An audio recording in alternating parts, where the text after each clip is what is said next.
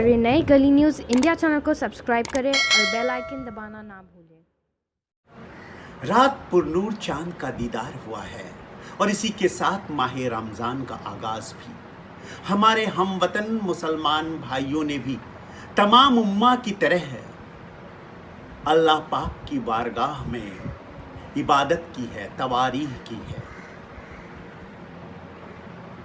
बंदा ओ साहब ओ मोहताज ओ गनी एक हुए, तेरे सरकार में पहुँचे तो सब एक हुए, ना कोई बंदा रहा ना कोई बंदा नवाज। बेशक इस दफ़ा हमारे मुसलमान भाइयों को मसाजिदों में जाकर नमाज अदा करने का मौका नहीं मिल रहा है। दीन इस्लाम यह भी तो बताता है कि अल खल्क़ व यालुल्लाह, सारी कायनात अल्लाह का कुंभा है, घर है। अगर सारी कायनात अल्लाह का कुंभा है, घर है, तो हमारा तुम्हारा घर उससे अलग कैसे हुआ? और अगर हम नमाज अपने घरों में अदा करते हैं तो अल्लाह के घर में ही अदा करते हैं।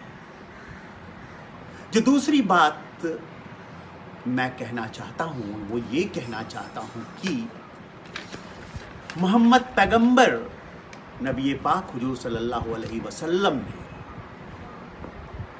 ये फरमाया था कि खास मौक़ों पर नमाज घरों में अदा की जा सकती है, और वो ख़ुद भी तवारीह की नमाज अकेले घर पर अदा किया करते थे ताकि अल्लाह ताला के बारगाह में इबादत करते वक्त कोई खलल ना पड़े। आप हुजूर ने तेजी से मुंतकिर होने वाले, फैलने वाले बीमारियों के दरमियान घरों में रहकर इबादत करने को सही बताया था। अल तिर्मिज़ी में एक वाक़या आया है जब नबी करीम के साथी और दूसरे खलीफा हज़रत उमर सीरिया के लिए कूच कर चुके थे अपने साथियों के साथ। तब उन्हें वहाँ प्लेग फैलने की खबर मिली और उन्होंने ये फैसला किया कि वो वापस लौटेंगे।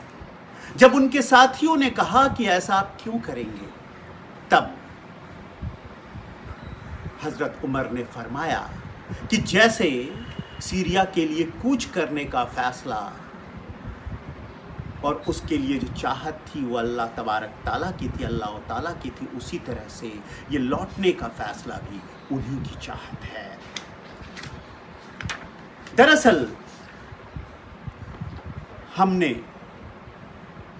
सहरी करनी है, इफ्तार करना है, और ये सही है कि इफ्तारी और सहरी के वक्त फलों और मज़ेदार लजीज पकवानों का दस्तरखान इस बार नहीं सजेगा, पर इससे कोई फ़र्क नहीं पड़ता। नबी करीम हुजूर सल्लल्लाहु अलैहि वसल्लम ने फरमाया था कि अगर तुम्हारे पास रोज़ा तोड़ने के लिए कुछ नहीं है तो 2 खजूर और पानी से अपना रोज़ा तोड़ सकते हो, खोल सकते हो।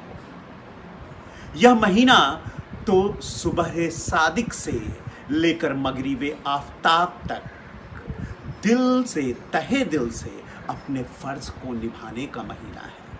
ये मुक़द्दस महीना है इबादत के फ़र्ज़ को निभाने का, नफ्स के ख्वाहिशों से निजात हासिल करने का, सब्र के फ़र्ज का, रोज़े के फ़र्ज का, ये अहम फ़र्जों को निभाने का ये मुक़द्दस महीना है।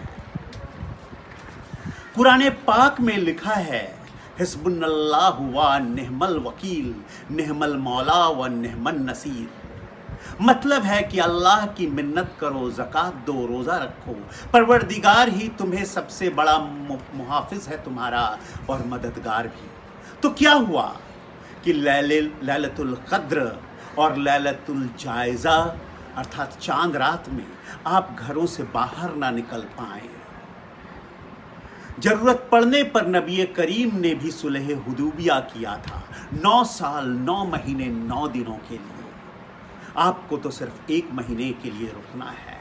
कुरैश कबीले से किए गए इस जो सुलह हुदैबिया का परिणाम ये हुआ कि केवल 2 साल में ही वापस मदीने से वो मक्का जा सके अपने अनुयायियों के साथ, और जैसा चाहा था वैसा हो गया।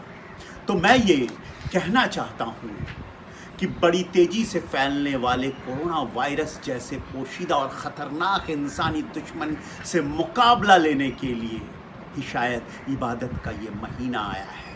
बारगाह इलाही में इबादतों और सदाकतों में सब्र के साथ यह महीना हमें निकालना है। जब तक हम इसके वजूहातों का पक्का पता नहीं लगा लेते और पुख्ता शर्तिया इलाज नहीं ढूंढ लेते, तब तक हमें यही मान लेना चाहिए कि अल्लाह ताला की यही मर्जी है कि हम अपनों के साथ अपने घरों में रहकर रमज़ान का ये मुबारक और मुक़द्दस महीना गुजारें। मैं यह भी कहना चाहूँगा कि रमज़ान मुबारक की जानिब से सूरह बकरा की आयत में ये कहा गया है कि ऐ ईमान वालों, तुम पर रोज़ा उसी तरह से फ़र्ज किया गया है जैसे तुमसे पहले आने वाली कौमों पर रोज़ा फ़र्ज किया गया था, ताकि तुम परहेज़गार बन सको, ताकि तुम तकवा कर सको, ताकि तुम अपने नफ्सी ख्वाहिशों से निजात पा सको। तो सब्र करना सीखो, परहेज़गार बनना सीखो, कुछ के अपवाद छोड़ दें। तो आप और हम सब ने बड़ी जिम्मेदारी का परिचय दिया है, बड़ी जवाबदारी से अपने शहरी होने का कर्तव्य निभाया है। हम अब निभा रहे हैं, कोशिशें जारी और तारी हैं। सब मिलकर हम कोशिशें कर रहे हैं, आप और हम सब, और हमें उम्मीद है कि सच्चे दिल से की गई आपकी दुआओं का असर और हमारी प्रार्थनाओं का असर ज़रूर होगा।